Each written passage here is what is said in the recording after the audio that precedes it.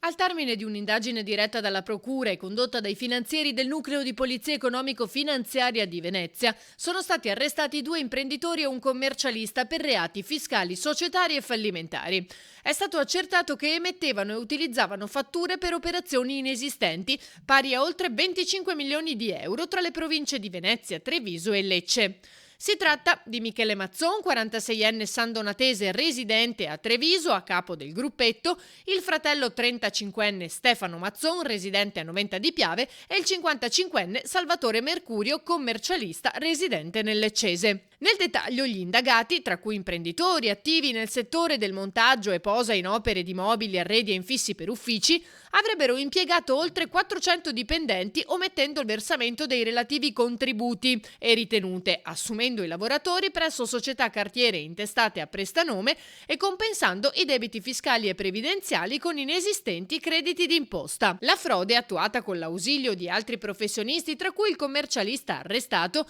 ha permesso alle imprese beneficiarie di disporre di una rilevante forza lavoro a prezzi contenuti, con effetti distorsivi delle condizioni di libera concorrenza nel settore di riferimento.